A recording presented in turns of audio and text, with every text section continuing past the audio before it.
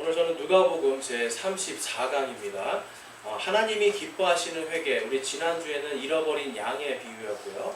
오늘은 이제 잃어버린 아들의 비유인데 우리가 잘 아는 것처럼 돌아온 탕자의 비유입니다. 이 돌아온 탕자의 비유라는 거 이제 많이 들어보셨죠, 여러분? 네. 근데 이제 중요한 것은 무엇이냐면 아버지의 마음이 이 아들을 잃어버린 마음이 마치 아들의 생명을 잃은 것 같이, 그렇죠? 그러한 아버지의 마음을 우리가 깊이 오늘 살펴보기 원합니다. 그래서 이 다음 주, 이제 다다음 주면 또 추석이잖아요, 그렇죠? 이 추석에 우리 부모님들은 가장 기다려지는 게 자녀들이잖아요. 자녀들의 얼굴을 보고 함께 같이 밥을 먹고 시간을 나누는 것을 굉장히 바랍니다. 그런데 또 그러지 못하는 상황에 있는 분들은 마음이 추석 때가 되면, 명절 때가 되면 더 마음이 아파져요. 이처럼 우리는 이 명절을 앞두고 사람이 더 그리워지기 시작합니다. 가족들이 그리워지고 부모님이 그리워지고 자녀들이 그리워지고 그런 거예요. 그런데 이것은 여러분, 제가 이제 미국에서 살다 보니까 저는 한국 사람만 그런 줄 알았는데 똑같더라고요. 똑같이 이 백인들도 부모님들은 자녀들을 기다리고요. 자녀들은 명절 때가 되면 집에 가는 것을 원해요. 그래서 참 1년에 한 번 이 추수감사절, 크리스마스 이럴 때가 되면 이제 집을 향해서, 가족들을 향해서 부모님을 보고 또한 이렇게 자녀들을 보는 이러한 그 일들을 위해서 길이 꽉 막힙니다. 그러니까 길이 막혀서 참 가기가 힘들 정도로, 우리나라만 있는 게 아니라 외국도 그러더라고요. 그만큼 여러분, 이 부모와 자녀, 이 자식 간의 관계는요, 정말 멀리 떨어져 있지만 떨어져 있는 게 아니죠. 언제나 마음으로 연결이 돼 있어요. 이제 우리나라 옛날 속담에 보면 이제 그런 말이 있잖아요. 한 부모는 10자식을 거느리나 10자식은 한 부모를 못 모신다. 왜 그럴까요, 여러분? 부모님의 사랑이 더 크기 때문이에요. 자녀들은요, 자기 살기 바빠요. 저 같아도 자기 살기 바쁜데 부모님은 언제나 나의 삶과 동시에 내 자녀들의 삶까지도 나의 삶으로 품을 수가 있는 게 부모님이에요.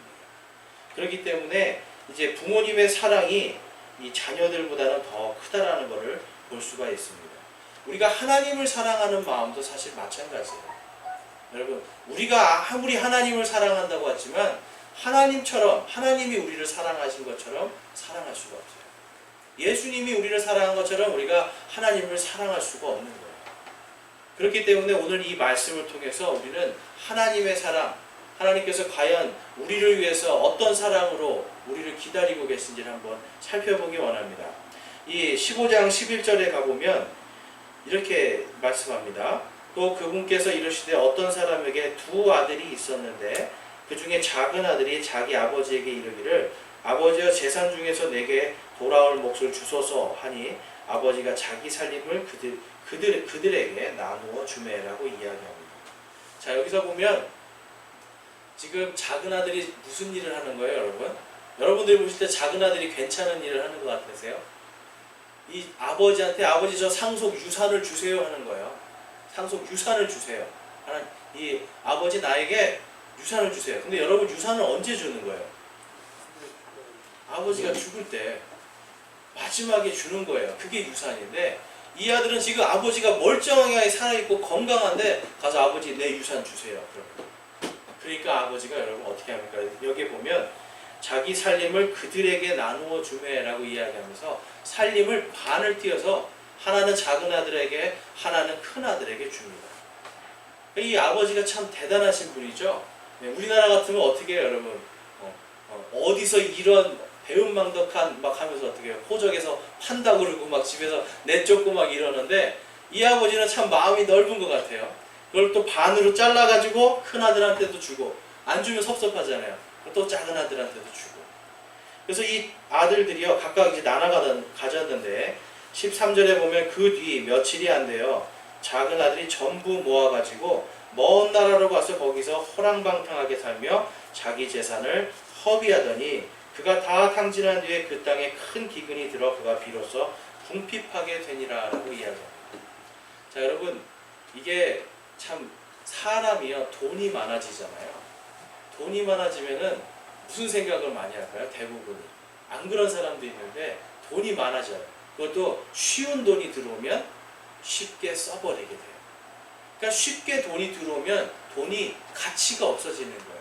이 아버지는 이 재산을 모으기 위해서 어떻게 했을까요? 한평생을 땀을 흘리고 땅을 일구면서 피땀 흘려 번 돈이에요. 근데 이 아들은 가만히 있다가 아버지 돈 주세요. 재산 반 저 주세요. 저 줄 거 있잖아요. 그래서 얻은 돈이니까 어때요? 쉽게 나가버리는 거예요. 그러니까 이 아들은요 지금 먼 곳에, 왜 먼 곳을 갔을까요? 최대한 아버지가 없는 곳에 가야 마음껏 살 수 있잖아요. 여러분 우리가 하나님 앞에서 사실 이러한 마음이 있을 수 있습니다. 우리가 죄를 지을 때 우리의 마음은요 하나님께로부터 최대한 멀리 가고 싶어요. 왜 그래요? 하나님이 가까이 있으면 죄를 짓기가 힘들잖아요. 그런데 하나님으로부터 내가 멀어지면 멀어질수록 죄를 짓기가 너무 쉬워지는 거예요. 이 아들이 바로 그런 겁니다. 아버지로부터 멀어져야 죄를 짓기 쉬우니까 자기 마음대로 살기 위해서 멀리 떠나갔습니다. 그런데 이제 그 땅에 큰 기근이 드니까 어때요, 여러분? 여러분 이제 기근이 들면 무슨 가격이 올라가죠? 물가가 올라가요. 먹고 사는 이 쌀과 모든 이러한 그 사람이 먹고 살아야 되는 것들이 가격이 올라가니까 어떻게 돼요? 가지고 있던 돈이 더 빨리 없어지는 거예요. 그래서 이걸 다 탕진해가지고 15절에 보면 그가 가서 그 나라의 국민 중 하나에게 연합하니 그 사람이 그를 자기의 들로 보내어 돼지를 치게 하니라 라고 이야기합니다. 여러분 이 상황이 굉장히 끔찍한 상황이에요. 유대인들이요 만지지도 않고 가까이 가지도 않는 동물이 있어요. 그게 뭐죠? 바로 돼지예요. 하나님이 돼지를 부정한 동물로 만드셨기 때문에 정해놓으셨기 때문에 이들은 돼지에게 가지 않습니다. 그러니까 제일 심한 용이 뭐예요? 우리나라는 이 개를 가지고 욕을 하지만 여기서는 돼지를 이 돼지 같은 놈아 이제 이런 욕을 하는 거예요. 그러니까 이 돼지는 저주의 동물인데 그 돼지를 지금 치고 있는 거예요. 그러니까 인생이 여러분 얼마나 지금 막장에 다다랐다를 우리가 볼 수가 있습니다. 그래서 16절에 보면 그가 돼지들이 먹는 곡식 껍질로 자기 배를 채우려 하되 아무도 그에게 주지 아니하므로 심지어는 일을 시키는데도 밥을 주지 않는 거예요. 왜 그럴까요, 여러분? 기근이 드니까. 배고픈데 사람 먹을 것도 없는데 지금 돼지는 어때요? 재산이니까 먹이는 거예요. 제가 예전에 캄보디아에 갔는데 여러분 캄보디아에서는 돼지가 뭘 먹을까요? 우리나라에서는 돼지가 사료도 먹고 사람이 먹던 밥도 먹고 막 먹어서 돼지가 토실토실하잖아요. 캄보디아 갔는데 돼지가 날씬해요. 왜 날씬할까요? 풀밖에 먹을 게 없어요. 사람 먹을 것도 없어요. 거기 가면 애들이요, 이 가을 이게 여름에 이제 7월달, 8월달에 뭘 먹냐면 들에 나가서 쥐를 잡아 먹습니다. 영양분이 없으니까 쥐를 잡아 먹어요.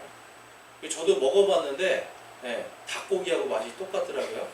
근데 아무튼 이 쥐를 잡아 먹을 정도로 분핍해요. 그러니까 사람 애들이요 머리가 노래져요. 노랗고 배가 꼴록 나와요. 왜 그럴까요, 여러분? 황달이에요, 황달. 못 먹어서. 머리가 왜 노래지나 저는 처음에 이게 혼혈애들인 줄 알았어요. 그랬더니 그게 아니라 못 먹어서 영양이 부족해서 까만 머리인데 노랗게 영양이 없어서 노래지는 거예요. 여러분 지금 상황이 이런 거예요. 자기들도 먹을 게 없으니까 돼지도 어때요? 먹을 게 없어요. 그러니까 돼지밥이라도 좀 달라고 그러니까 넣어줄 거 없다 이 이야기하는 거예요. 이 아들은요 지금 완전히 바닥으로 지금 내려갔습니다. 옛날에는 어때요? 부잣집 아들이었어요. 좋은 옷 입고 잘 먹고 잘 살았어요. 떵떵거리면서 살았고 집안에 종들도 있었어요. 근데 지금 자기는 완전히 종으로 떨어졌는데 돼지밥조차도 먹지 못하는 이런 안타까운 상황에 놓이게 된 겁니다. 그러자 이제 이 사람이 이렇게 생각합니다. 17절에 그제야 그가 정신을 차리고 이르되 내 아버지께는 빵이 풍족하여 나눠줄 수 있는 품꾼이 얼마나 많은가. 그런데 나는 굶어 죽는구나. 여러분 다행인 것은 이 아들이 빨리 깨었다라는 거예요. 빨리 정신을 차리고 보니까 그래도 내 아버지 집에는 빵이 많아서 거기는 이 종들도 빵을 먹는데 자기는 지금 돼지밥도 못 먹는 이 신세가 너무 처량한 겁니다. 그래서 어떻게 합니까? 내가 이제는 아버지에게로 가겠구나. 가야 되겠구나 하는 거예요. 그래서 이 아들이 18절에 내가 일어나 내 아버지께 가서 그분께 이르기를 아버지 내가 하늘을 대적하여 죄를 짓고 아버지 앞에 죄를 지었사오니 더 이상 아버지의 아들이라 불릴 자격이 없나이다. 나를 아버지의 품꾼 중 하나로 삼아 주소서 하리라. 여러분 이 아들이요 지금 일어났어요. 정신을 차렸어요. 그런데 오늘 이 아들이 두 사람에게 두 번의 회개를 합니다. 첫 번째는 뭐죠? 하늘을 대적하였다. 분명히 성경 말씀에 뭐라고 나와 있어요? 내 부모를 공경하라요. 그러니까 하나님의 말씀을 대적한 거예요. 부모님을 공경해야 되는데 공경하지 않고 내 재산 주십시오. 나는 이제 받고 나서는 어때요? 나는 이제 아버지랑은 상관없어요 하고 떠나버렸어요. 그러니까 그가 정신을 차리고 보니까 내가 하늘을 대적하였구나. 그러니까 하나님께 회개를 하고 그 다음에 아버지라 불릴 자격이 없다라고 생각하면서 자기는 아버지께 죄를 지었다라는 것을 철저하게 회개를 합니다. 여러분 우리가 회개를 할 때 중요한 것이 있어요. 대부분은 우리가 사람에게 어떤 죄를 지었을 때 부모나 자식에게 또한 친구와 이웃들에게 죄를 저질렀을 때 믿는 사람들이요 대부분 하나님한테만 회개를 해요. 근데 여러분 성경의 말씀에 보면 내 이웃을 내 몸과 같이 사랑하라고 그랬잖아요. 그러면 우리는 하나님의 말씀을 대적한 겁니다. 우리가 회개를 할 때 가장 중요한 게 뭐냐면 첫 번째로 하나님의 말씀을 대적한 것을 회개해야 돼요. 그리고 그 회개를 또한 우리는 누구에게 한 거예요? 죄를? 사람에게 죄를 저질렀잖아요. 그렇기 때문에 우리는 하나님께 회개도 해야 되지만 사람에게도 동일하게 회개할 수 있어요. 이게 완전한 회개입니다. 여러분 대부분 하나님한테만 회개하고 끝났다고 생각을 해요. 그러니까 이 몇 년 전에 이제 개봉했던 그 밀양이라는 영화에서 한 사형수가 감옥에서 예수님을 영접하고 구원을 받아요. 그런데 이 사람이 죽인 그 딸의 엄마가 면회를 왔어요. 그래서 이 엄마가 예수님을 믿고 내가 당신을 용서해 주려고 왔는데 이 사형수가 거기서 뭐라고 그런지 아세요? 내가 예수님 믿고 구원받았어요 라고 기뻐합니다. 그러니까 여러분 이제 그것 때문에 기독교를 굉장히 우습게 여기는 이러한 그 여러 가지 기사들과 글들이 있었는데 여러분 사실 이럴 수가 있어요. 우리가요 하나님께만 죄를 용서하고 회개받았다고 끝난 게 아니에요. 사람에게 나의 죄를 고백하고 용서받는 걸 통해서 완전한 회개가 있습니다. 그렇기 때문에 여러분 우리가 자꾸 하나님한테만 회개했다고 끝났다고 하니까 어떻게 돼요 여러분? 진정한 회개가 안 되니까 세상 사람들이 봐도 우스운 모습이 되는 거예요.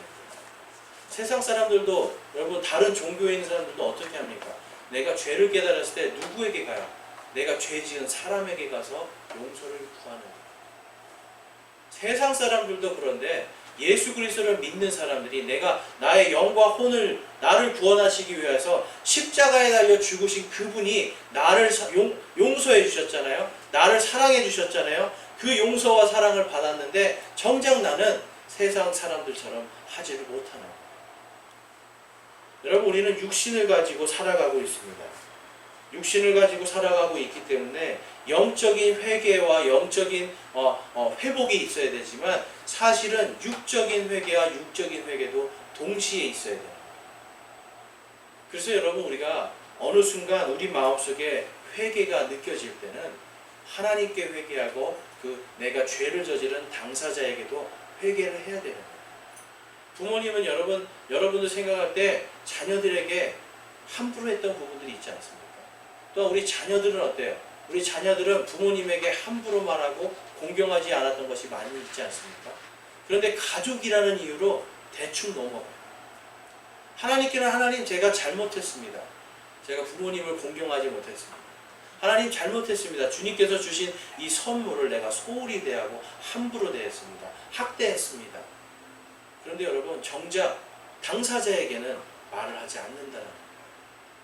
우리가 회개를 하나님께 할 때 중요한 포인트가 이겁니다.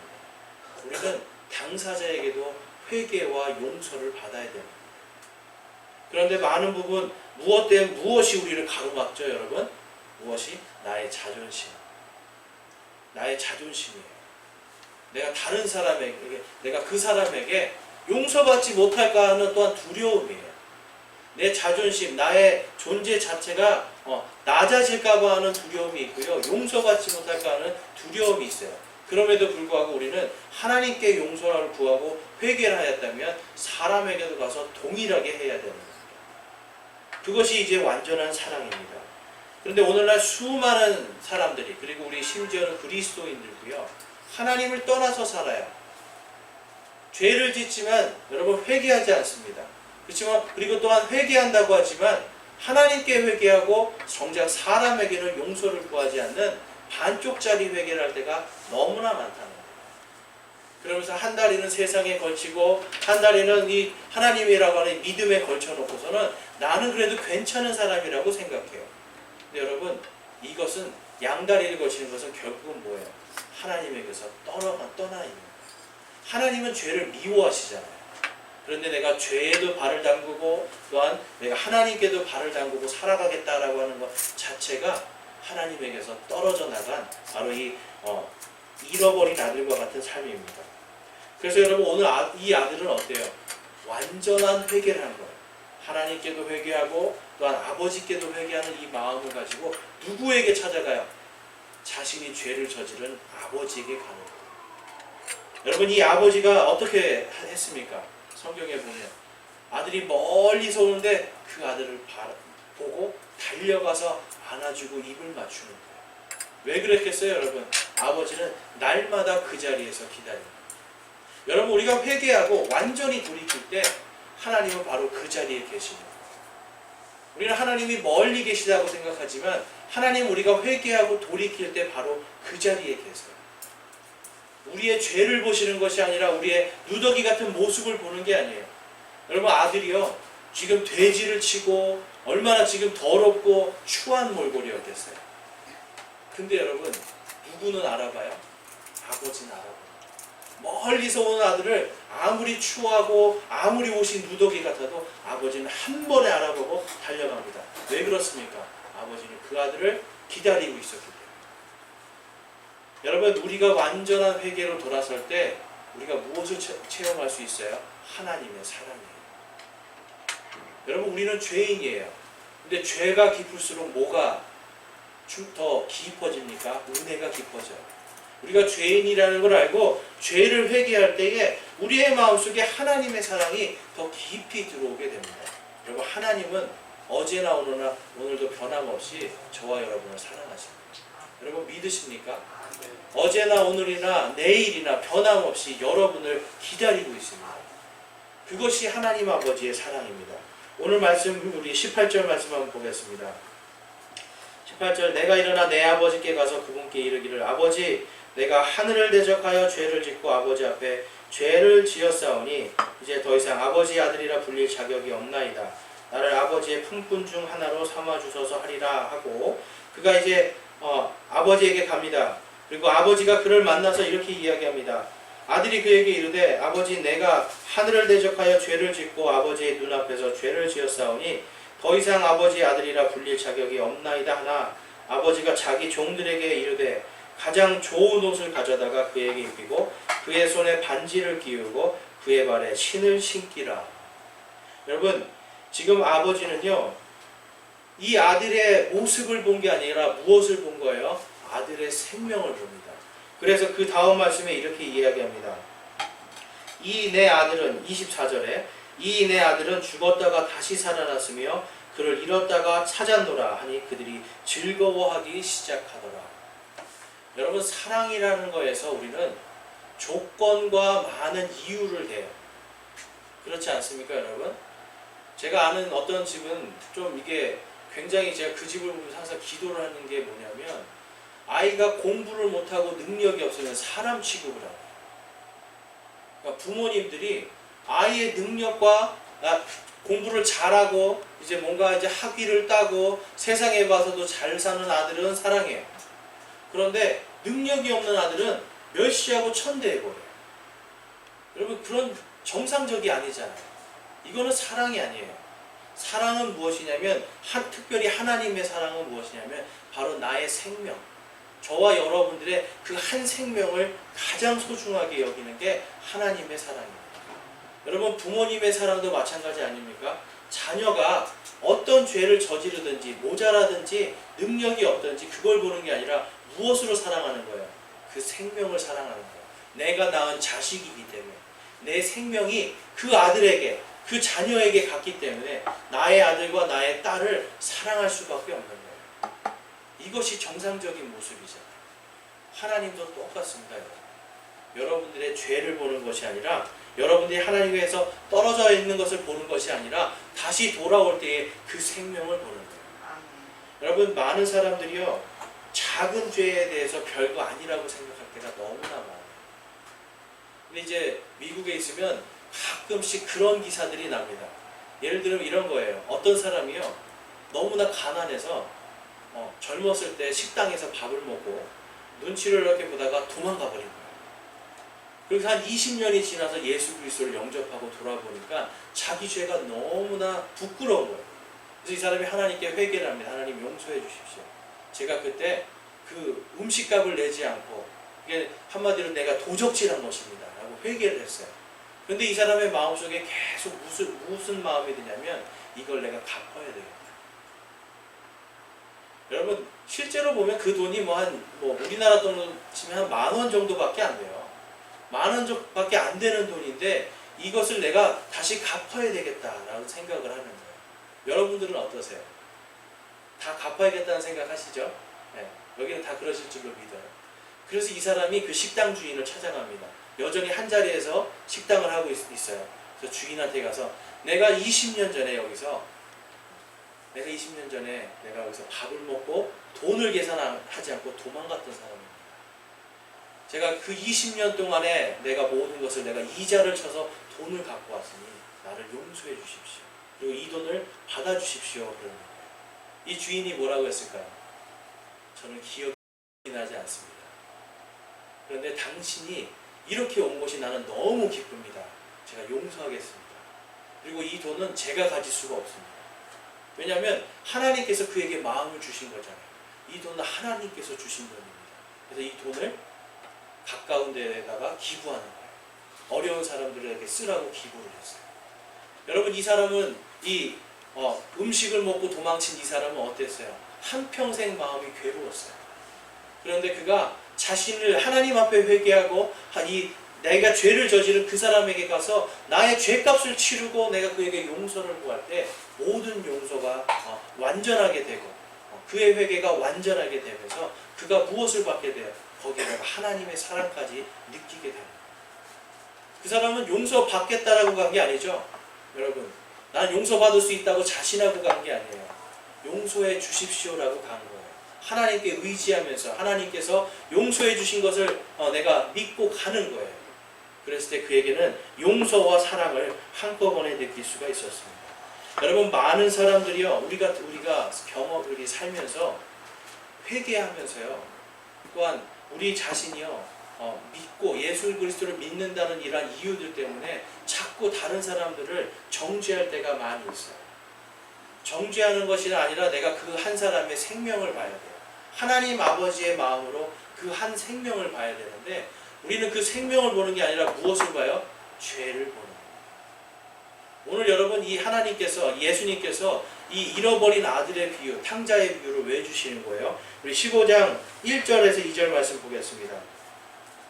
그때 바리새인들과 죄인들이 그분의 말씀을 들으러 그분께 가까이 나오니 바리새인들과 서기관들이 수군거리며 이르되 이 사람이 죄인들을 받아들이고 그들과 함께 먹는다 하더라. 여러분, 바리새인과 서기관들은 어땠어요? 성경에 능통한 사람들이었어요. 율법대로 살고 나는 깨끗하다 생각한 사람들이었어요. 그러니까 이 사람들은 어때요? 죄인들을 보면 죄인의 그 한 생명을 보는 게 아니라 정죄하고 멀리 해버린 거예요. 접근도 못하게 만들었어요. 그런데 지금 예수님은 어디로 간 거예요? 바로 그 죄인들 속에 들어갔어요.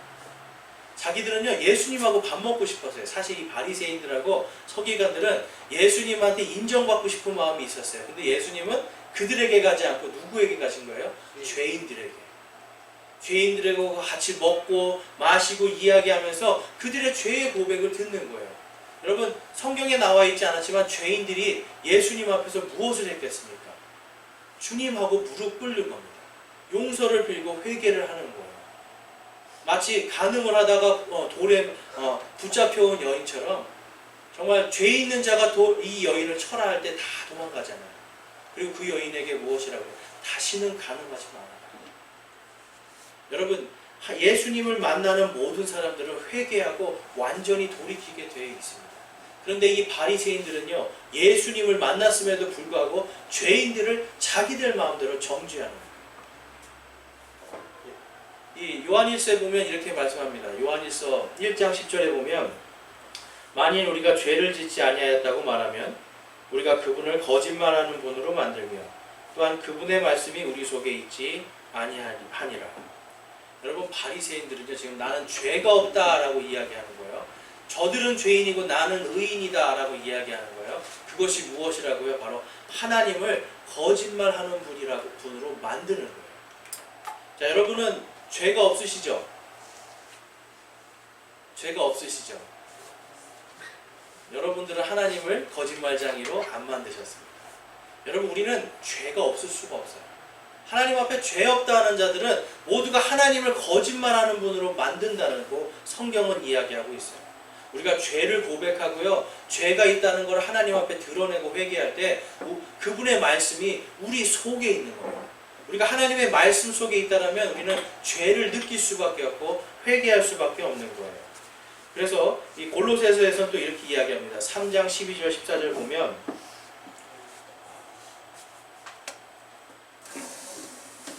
그러므로 너희는 하나님께서 선택하신 자요 거룩하고 사랑받는 자로서 긍휼히 여기는 심정과 친절과 겸손한 마음과 온유함과 오래 참음으로 옷을 입어. 우리 13절 14절 함께 읽어보겠습니다. 누가 누구와 다툴 일이 있거든 서로 참고 서로 용서하되 그리스도께서 너희를 용서하신 것 같이 너희도 그리하며 이 모든 것 위에 사랑을 입으라. 사랑은 완전하게 매는 띠라. 아멘. 여러분, 우리에게 죄를 저지른 사람들이 있어요. 또한 우리도 죄를 저지르고 있어요. 그런데 여러분, 왜 용서를 해야 된다고 말씀하고 계시죠? 그리스도께서 우리를 용서하신 것 같이라고 이야기해요. 여러분, 우리가 하나님 앞에서 용서받을 만한 짓을 한 게 아무것도 없어요.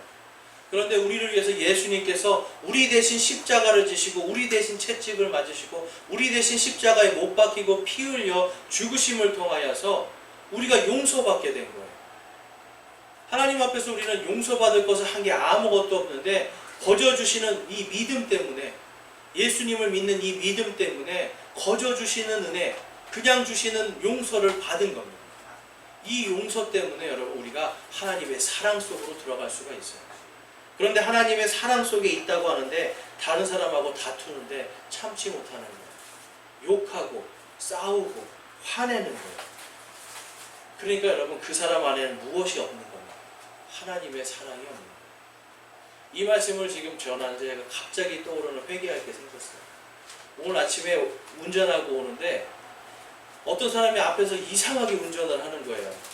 막 지금 가야 되는데 길을 막고 차선을 막 물고 그러는데 제가 이걸 참지를 못했어요. 그래서 뒤에서 빵빵 했는데 이 사람이 어떻게 가더라고요. 근데 또 제 앞을 이상하게 물고 가요. 그래서 저도 모르게 화가 나서 지나가면서 빵 하고 갔어요. 지금 이제 딱 이거 생각해 보니까 내가 예수님께서 나를 용서하신 것 같이 이 작은 거 하나 용서 못했구나라는 생각이 들어서 갑자기 회개가 확 됩니다. 그 사람을 찾아가서 용서를 구했으면 얼마나 좋을까 싶은데요. 그럴 수가 없으니 참 안타까운데요. 여러분, 우리의 삶 속에서요, 예수께서 용서하신 것 같이 저 사람을 내가 용서해야겠다. 이 마음이 뭐예요, 여러분? 완전한 하나님의 사랑이에요. 하나님의 사랑 속에 있을 때. 그래서 14절 말씀에서 이 모든 것 위에 사랑을 입으라. 사랑은 완전하게 매는 띠니라 라고 말씀합니다. 여러분, 우리가 용서받은 자들이라면 용서할 수 있어야 돼요. 특별히 우리가 하나님의 사랑을 받은 자들이라면 용서할 수가 있어야 돼요. 용서하지 못하고 정죄할 때 이 바리새인들과 서기관들처럼 하나님에게서 떨어진 자들이 됩니다. 예수 그리스도와 함께 있을 수가 없어요. 예수 그리스도와 함께 사랑의 교제를 나눌 수가 없는 거예요. 그런데 회개하고 완전히 돌이킬 때 나는 죄인입니다 할 때 우리가 누구 가운데 있는 거예요? 하나님 안에 예수 그리스도 안에서 그분과 사랑을 나누고 사랑을 받을 수 있는 존재들이 되는 겁니다. 그렇기 때문에 우리는요 여러분 완전한 사랑으로 거듭나야 되는 것입니다. 골로새서 3장 5절 8절 말씀 보면 이렇게 말씀합니다. 그러므로 땅에 있는 너희 지체들을 죽이라. 그것들은 음행과 부정함과 무절제한 애정과 악한 욕정과 탐욕이니 탐욕은 우상 숭배니라. 이것들로 인하여 하나님의 진노가 불순종의 자녀들에게 임하느니라. 너희도 그것들 가운데서 살 때에 한때 그것들 가운데서 걸었으나. 8절 말씀 함께 읽어볼까요? 이제는 너희도 이 모든 것을 내버리라. 곧 분노와 진노와 악의와 신성모독과 너희 입에서 나오는 더러운 대화라. 아멘. 여러분 우리 안에 이러한 것들이 있어요. 하나님의 아버지로부터 우리가 떨어져 나가잖아요. 믿음으로부터 떨어져 나가고 죄와 가까이 가면 가까이 갈수록 우리는 탐욕 속으로 빠져들어가고 그 탐욕은 무엇이라고 말씀하고 있어요? 바로 우상 숭배다라고 이야기합니다. 우리 마음속에 여러분 늘 욕심이 있잖아요. 근데 재물에 대한 욕심만이 아니에요. 내가 인정받고 싶은 욕심, 내가 다른 사람보다 더 멋지게 보이고 잘나 보이고 싶은 욕심, 탐욕들, 이러한 것들이 다 뭐예요 여러분? 우상 숭배라는 거예요. 근데 그 우상 숭배는요 여러분 우리가 예전에 불순종의 자녀로서 진노의 자녀들로서 마귀의 자녀들로서 하나님과 상관없이 멀리 떨어져 있을 때 그때에도 있었던 거예요. 그런데 지금 오늘 골로새서는 이 누구에게 주시는 말씀이에요? 골로새 교회의 성도들에게 주시는 말씀이에요. 우리 성도들도요 이 아버지를 떠난 탕자와 같이 하나님께로부터 멀어질 때, 우리의 믿음이 하나님으로부터 멀어질 때 바로 이러한 우리 마음속에 분노와 진노와 악의와 신성모독과 더러운 대화들이 입에서 나올 수밖에 없다라는 거예요. 여러분 우리 한 주간 살아가면서 한번 이 모습을 돌아보기 원해요. 내가 진노의 말을 뿜어내는가, 악한 말들을 뿜어내는가, 또한 신성모독의 말들. 여러분 신성모독의 말들이 무엇이에요? 하나님을 인정 안 하는 말들이에요. 우리가 이제 그냥 흔히 쓰는 말들이 있잖아요 여러분. 정말 재수없다 이런 말들이 있어요. 오늘 정말 운이 없다. 여러분 이 말도요 별거 아닌 것 같아도 사실 따지고 보면 신성모독의 말이에요. 우리 예수 그리스도를 통해서 하나님의 자녀가 됐잖아요. 그럼 여러분 이 세상에 이러한 뭐 사주팔자나 어떤 점이라든지 그 다음에 그 신년에 보는 게 뭐죠 여러분? 갑자기 생각이 안 나네요. 토정비결. 여러분 이러한 것들을 우리가 따라가는 사람들이 아니에요. 하나님께서 우리에게 주시는 모든 것들은 다 복입니다. 아픈 것도 복이고요. 우리가 때로는 넘어지는 것도 복이에요. 하나님은 그것을 통해서 우리에게 무엇이 넘치게 하는 거예요? 감사가 더 넘치는 것으로 모든 것이 합력하여서 선을 이루시는 게 하나님이에요. 왜 그렇습니까 여러분? 우리가 그분의 자녀이기 때문에, 그분의 자녀이기 때문에 때로는 채찍질도 하시고 넘어지게 놔두시는 거예요. 왜 그렇습니까? 이 아들처럼, 돌아온 아들처럼 다시 하나님께로 돌아오게 만드시는 거예요. 죄악 가운데 걷고 있는데 그 아들을 놔두는 거예요. 여러분 자녀들이 지금 뻔히 죽을 것이 뻔한데도 여러분 알코올 중독자 자녀가 있다고 생각해 보세요. 술을 계속 먹으면 죽어요. 그런데 부모님들이 계속 술 먹으라고 준다고 생각해 보세요. 여러분 사랑이 아니에요. 우리는 어떤 때는 여러분 우리 사랑이라는 것이 하나님의 말씀 속에서 생명을 바라보고 그 생명만을 우리가 생각할 때 하나님께서 지혜를 주시는 거예요. 그런데 여러분 우리의 마음속이 하나님으로부터 떨어져 나가고 우상 숭배로 빠져갈수록 무엇이 악하고 무엇이 선한 건지를 모르게 되는 거예요. 그래서 여러분 신성모독의 말들을 많이 하게 됩니다. 아이고 오늘은 운이 없네, 재수가 없네요. 그리고 또 어떤 사람들은 그런 징크스 있잖아요. 무슨 색깔을 보면, 무슨 숫자를 보면 나는 오늘 기분이 좋고 운이 좋을 거야. 여러분 예수 믿는 사람은 이것과 전혀 상관없는 사람들이에요. 그런데 우리는 자꾸 그러한 것들을 쫓아간단 말이에요. 왜 그렇습니까 여러분? 우리의 마음이 우리의 생각이 하나님으로부터 멀어져 있기 때문에. 그래서 여러분 우리가 다른 것 때문에 실족하는 게 아니에요. 우리 스스로가 하나님 아버지로부터 멀어지니까 실족하는 거예요. 자꾸만 악한 것을 따라가니까 결국은 실족하게 되는 것입니다. 그래서 여러분 우리 마음속에 이제 요한일서 2장 5절에 이런 말씀이 있어요. 2장 5절 말씀 우리 함께 읽어보겠습니다. 누구든지 그분의 말씀을 지키면 그 사람 안에서 참으로 하나님의 사랑이 완전하게 되었나니 이로써 우리가 그분 안에 있는 줄 아노라. 아멘. 여러분 하나님의 사랑이 우리 안에 충만하게 되려면 그분의 말씀을 지키는 것에서 시작되는 거예요. 그분의 말씀을 따라가는 겁니다. 세상의 원리를 따라가는 것이 아니라 세상의 운을 쫓아가는 것이 아니라 여러분 그리스도인들이요 자꾸만 세상의 운이나 어떤 이러한 거를 요행수를 따라가요. 그게 아니에요. 우리가 예수님의 말씀 하나님의 명령에 따라서 신실하게 살아가는 거예요. 그 말씀을 지키고자 노력할 때 하나님께서 우리에게 하나님의 풍성한 사랑을 주십니다. 여러분 이 세상 걸 다 얻었는데 하나님의 사랑을 못 느껴요. 이 세상 걸 다 얻었는데 하나님이 없어요. 여러분 그것은 무의미한 거예요. 왜 그렇습니까? 오늘 자고 내일 일어나면 다 없어질 거기 때문에. 오늘 내 생명이 내 숨이요. 여러분 이 숨 참으면 몇 분 만에 죽어요 여러분? 3분 안에 끝나는 거예요 사람은. 내 생명 아무것도 아니에요. 이 생명이요 잠시 있다가 떠나가지고 사라지는 생명이에요. 우리의 육신은 그래요. 그런데 그 이후에는 무엇이 있어요 여러분? 영원한 생명, 영원한 세계가 있어요. 영원한 하나님의 왕국이 있고 영원한 형벌이 있는 거예요. 그럼 이 둘 중에서 여러분 우리는 이 땅에서 살면서 무엇을 바라봐야 되겠습니까? 영원한 하나님의 왕국을 바라보는 거예요. 그런데 이 땅에 살면서 영원한 하나님의 왕국을 바라볼 때 하나님의 사랑을 우리가 갈급하면 갈급할수록 우리 안에 회개가 나오고 그것을 통해서 우리 안에서 하나님의 사랑이 완전하게 되는 겁니다. 여러분 하나님의 말씀을 그래서 우리가 읽어야 되는 거예요.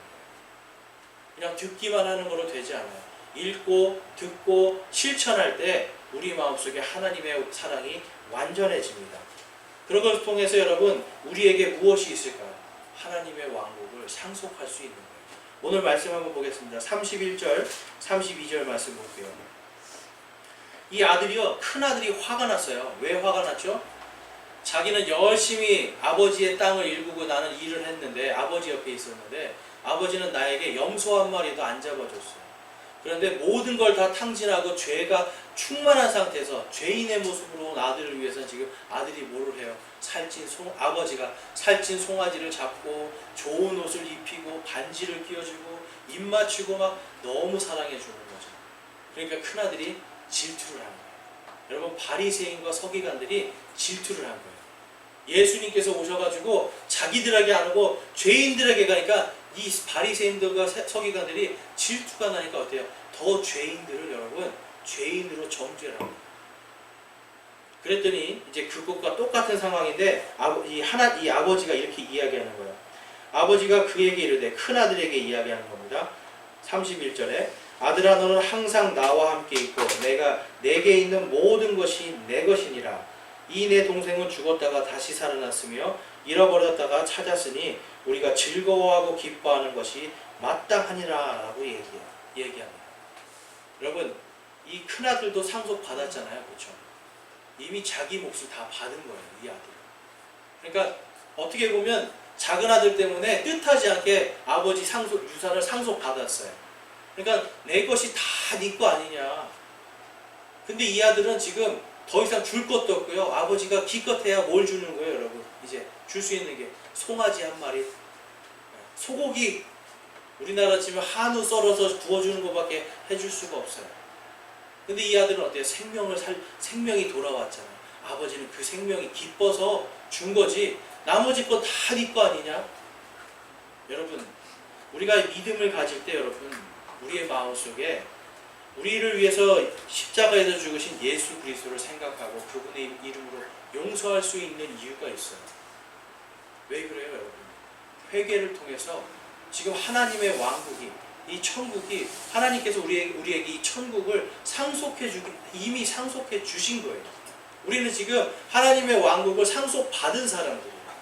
상속받았고 지금 하나님이 볼 때는 의인이라고 불러주시는데, 우리가 자꾸 무엇을 위해서, 나의 영광을 위해서 다른 사람들을 정죄하기 시작합니다. 여러분, 바리새인들과 서기관의 문제가 뭔지 아세요? 내가 높아지기 위해서 죄인들을 정죄한다는 거예요.